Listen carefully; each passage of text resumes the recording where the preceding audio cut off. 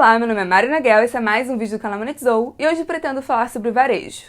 Vou falar sobre a expectativa do setor, se esse é um bom momento para investir, agora com a queda da Selic, se o setor vai conseguir se reerguer, e também pretendo comentar de algumas empresas, Via Varejo, Magalu, que já foram queridinhas do mercado, mas que se desvalorizaram muito nos últimos anos. Então fica até o final que o vídeo tá bom. Quem começou a investir em 2018, 2019, 2020, sabe que nesses anos as varejistas se valorizaram bastante. O juro estava baixo, tinha fácil acesso a crédito, alta liquidez, então teve muita euforia no mercado. E essa euforia continuou inclusive em 2020. Num primeiro momento, quando se soube da pandemia, não se tinha muita ideia do que ia acontecer. Obviamente as ações recuaram, o mercado inteiro acabou desabando, vocês devem lembrar do caos que foi. E de fato a pandemia prejudicou muito a nossa economia, quebrou cadeias globais de produção, acabou afetando muitas lojas, lojas físicas de forma geral. Mas tivemos um crescimento muito importante do e-commerce no período. E essa foi uma época marcada pelos programas de transferência de renda, foi uma época marcada pelo aumento de gasto do governo e foi uma época marcada pelos juros mais baixos. Foi um período que o governo estava desesperado para gerar liquidez e aquecer a economia. E aí quando a pandemia começou a flexibilizar, o comércio voltou a abrir, a economia voltou a aquecer, a situação que a gente estava era que o governo tinha gastado muito, as pessoas tinham recebido muito dinheiro, pelos programas de transferência, e o juro estava muito baixo, ou seja, o crédito estava muito fácil, o dinheiro estava muito barato. E o que acontece quando tem muito dinheiro circulando na economia, quando o governo gasta muito, quando o juro está muito baixo, no primeiro momento a economia fica muito aquecida, você tem uma grande euforia, as pessoas confundem essa expansão da base monetária com crescimento econômico, e de fato foi isso que aconteceu, tanto no Brasil quanto no mundo, A gente viu uma rápida recuperação das bolsas globais, vários ativos se valorizando sem nenhum sentido, foi nessa época que tivemos aquele número absurdo de IPOs, inclusive, e o setor varejista também teve uma puta valorização, Magalu chegou a quase R$30, era nessa época que todo mundo queria saber qual seria a próxima Magalu, e essa euforia durou mais ou menos até o fim de 2020 e começo de 2021. Porém, essa expansão da base monetária, esse aumento da liquidez que no curto prazo acaba se transformando numa grande euforia, no longo prazo acaba se transformando em inflação. E de fato foi isso que aconteceu, A inflação ao redor do mundo explodiu.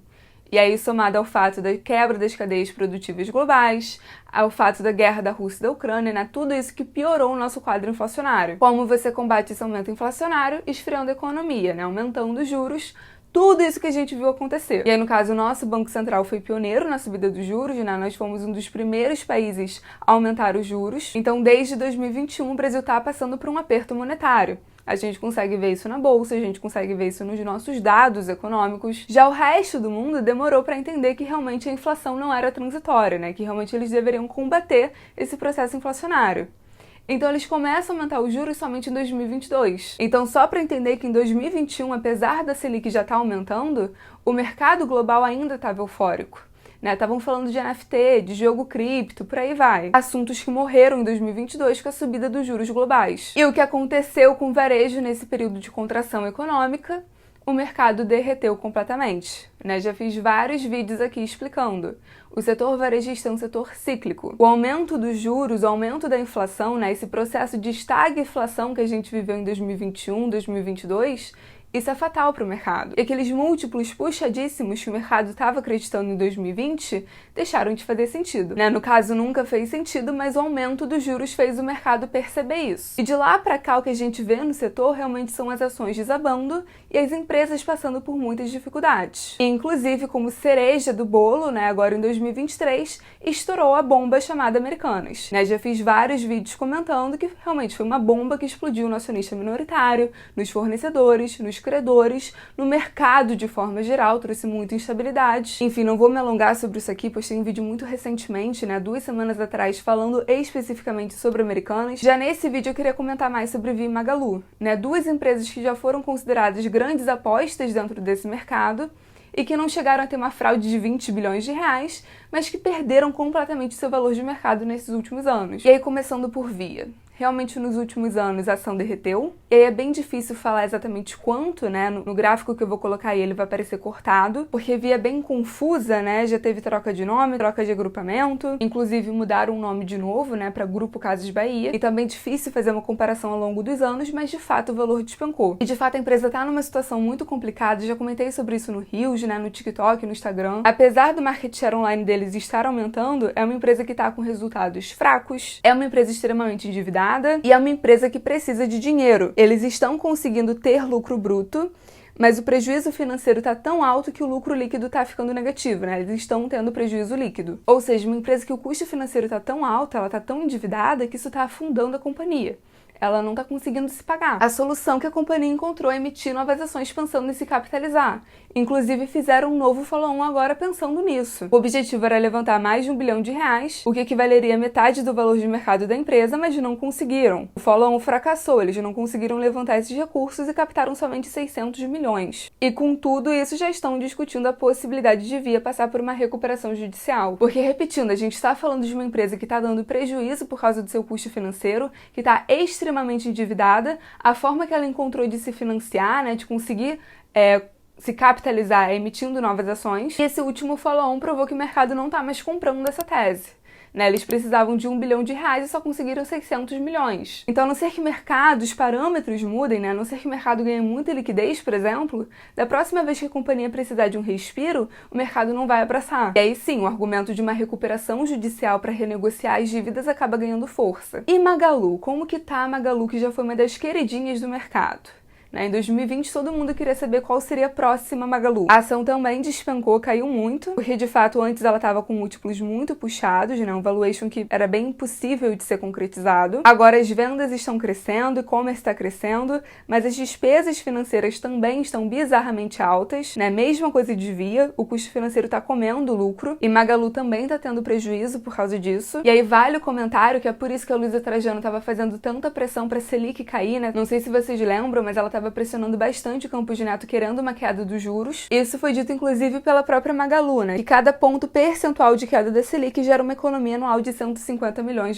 E de resto também vale comentar a treta que tá tendo entre a Magalu e a KaBuM. Eu comentei sobre isso aqui. Não fiz um vídeo pro canal especificamente sobre isso, mas fiz shorts, fiz TikTok, comentei no Instagram sobre esse processo que estão movendo contra a Magalu, acusando de arbitragem. E o que eu queria comentar aqui nesse vídeo, que eu também já comentei sobre no TikTok e no Instagram, que quem faz essa análise, né, quem vê que o problema está no custo financeiro, geralmente chega à conclusão que a queda da Selic vai reerguer essas empresas. E de fato, com a queda da Selic, esse custo diminui. Mas é importante entender que ele não vai deixar de ser um problema. Aí vem, a Selic já caiu 1 ponto percentual, né? Já tivemos 2 quedas de 0,5 ponto percentual e o Banco Central também já sinalizou mais 2 quedas de 0,5 ponto percentual ainda esse ano. Porém, para de fato o custo financeiro da Magalu não pressionar o resultado, a Selic teria que cair mais e teria que cair rápido. E aí vem, a nossa curva de juros de longo prazo está subindo. Por quê? Porque o nosso fiscal está deteriorando e por causa dos juros americanos. Os Estados Unidos ainda está aquecido, o Fed continua com um discurso rígido e eles já sinalizaram uma nova alta dos juros. E aí o mercado olha para isso, olha para esse discurso e pensa que talvez isso pese no futuro para a gente conseguir baixar os nossos juros. O comportamento dos juros americanos impacta diretamente na Selic. E ok, o Banco Central já sinalizou 2 quedas ainda esse ano. Mas o comportamento de longo prazo, né, 2024, 2025, vai depender do discurso do Fed. Então percebam que a queda da Selic por si só não vai resolver esse problema do custo financeiro. E talvez a Selic não caia numa velocidade rápida o suficiente para dar o respiro que essas empresas precisam. E aí vem, as varejistas brasileiras são empresas que se prejudicam quando os juros sobem, mas quando os juros caem, elas não necessariamente conseguem captar esse upside. Depende da dívida, né, da estrutura do endividamento dessas empresas. E aí, para fechar o vídeo, será que vale a pena investir nessas varejistas? Eu já falei isso aqui no canal, mas acho que vale a pena reforçar. Eu nunca cheguei a comprar ação de nenhuma varejista brasileira, sendo honesta. Eu sou uma investidora nova, eu só tenho 22 anos, e quando eu comecei a investir em 2019, 2020, essas empresas estavam com múltiplos muito puxados. Então não fazia sentido, na minha humilde opinião, me expor aquilo. E quando as ações se descontaram, elas se descontaram por esses problemas que eu já expliquei aqui no canal. Aumento dos juros, aumento da inflação, estagflação, aumento do custo financeiro, tudo isso que eu já fiz vídeo comentando aqui e que me levou à conclusão que não valia a pena me expor àquele setor. E agora, mesmo com a queda dos juros, mesmo com a inflação controlada, mesmo com o possível aquecimento do mercado, eu não irei comprar. Por quê? Porque o custo financeiro não vai desaparecer, são empresas que estão muito endividadas, são empresas que estão com dificuldade de se capitalizar. Isso não vai se resolver magicamente só porque a Selic caiu. E mesmo se isso não existisse, o setor tem características estruturais bem problemáticas. Primeiro, é um setor cíclico prejudicado pelos juros altos e pela alta inflação, sendo que o Brasil é o país da renda fixa e do IPCA. É muito normal ver varejista quebrar no Brasil, É um setor muito difícil para se investir pensando no longo prazo. Tá longe de ser um setor perene. Além disso, é um setor com pouca diferenciação de produto, com pouca barreira de entrada e que tem competidores internacionais muito mais fortes e muito melhor preparados. E aí vale comentar que apesar de eu nunca ter investido em nenhuma varejista brasileira, eu de fato tenho ações da Amazon. A Amazon atua no setor varejista, mas é uma empresa global, presente em mercados muito menos voláteis que o brasileiro. Ela também é conhecida por ser uma empresa de tecnologia. O que aconteceu? Na virada de 2022 para 2023, essas grandes big techs, essas grandes empresas de tecnologia americanas, acabaram se descontando muito.